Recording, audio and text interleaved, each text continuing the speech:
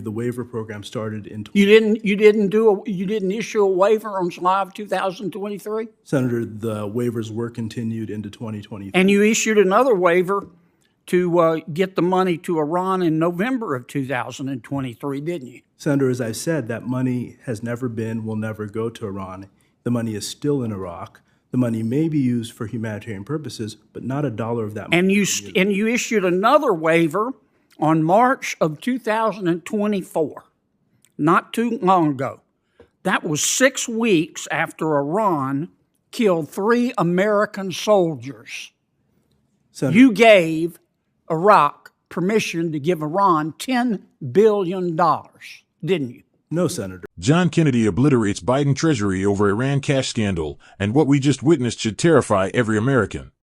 Senator Kennedy exposed how billions in U.S.-approved funds are flowing through Iraq and Qatar while the Biden team pretends it's humanitarian. Right Focus is here to break it all down. Make sure you like, subscribe, and hit that notification bell so you never miss the truth the mainstream media won't touch. Senator Kennedy from Louisiana is recognized.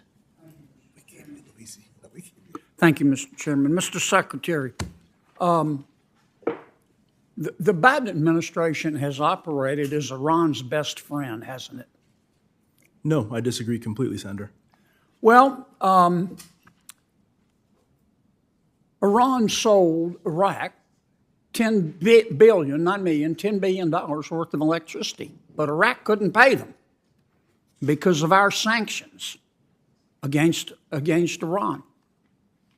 The Biden administration waived those sanctions, didn't it? Senator, So that Iran could get $10 billion. Isn't that a fact?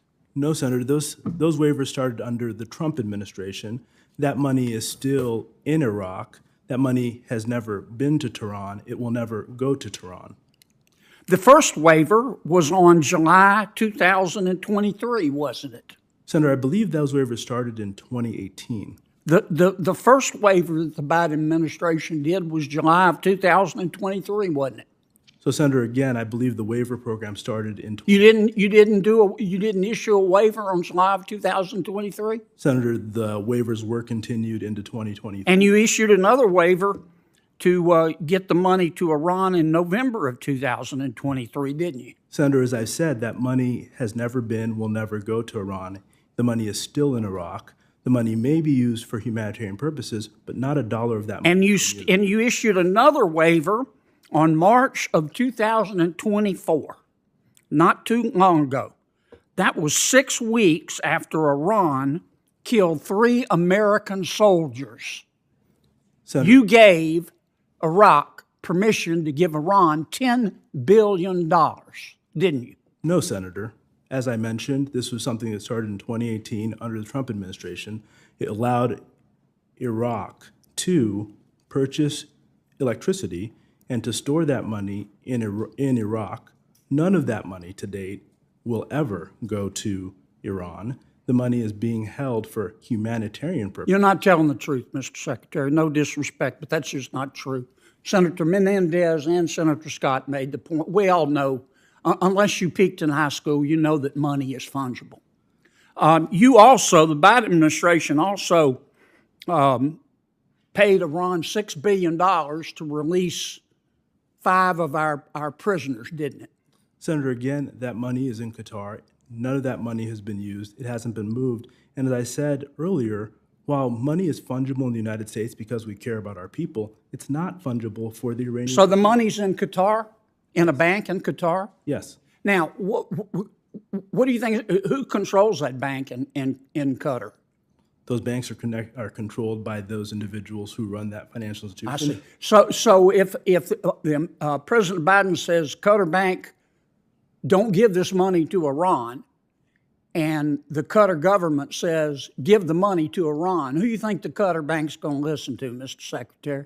So, Senator, those banks in Qatar value greatly their ability to have a relationship with the United States because that's how they make money. Do you believe in the tooth fairy?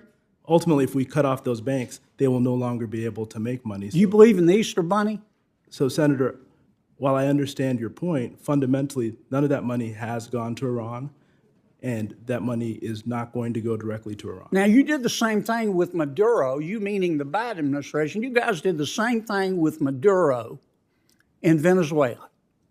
You removed all the sanctions on oil and mining, including gold, with Maduro, the dictator of Venezuela, didn't you? So GL 44 and 43 were put in place in Venezuela. 43 has already. Is that a yes? GL 43 has been removed. Yeah, so you said, okay, Maduro, we're going to remove Maduro, best friends with Iran and Cuba and China and Russia. The Biden administration removed the sanctions on oil and mining in Venezuela. Senator, And Maduro said, I promise you that I'll hold a free and fair election. And then he put all his opponents in jail. And the Biden administration has done nothing, hasn't it, except stand there sucking on its teeth. So, Senator, I want to say again, we provided general licenses. We did not remove the sanctions. The reason we did that was because we did not trust. So what we can do The with those sanctions on Maduro's oil are not there, are they? General License 44, which gives permission for the sale of oil, expires on April 17th, which will then put those sanctions back in place. We did not remove the sanctions. We provided general The license. problem you folks have is that you want to quote Socrates in the middle of a bar fight. Iran is not our friend. Venezuela is not our friend. President Biden keeps giving them money to buy weapons to try to kill us. Senator, we Do you put not 500 understand that? sanctions on the Iranian regime. We have not allowed $1 from Qatar or from the Iraqi electricity fund to flow to Iran. That's just not true. Senator Menendez explained that to you. The money, How can you be that obtuse? Senator, as I've said, our goal is to make sure that we take every action to prevent Iran's destabilizing activity in the region.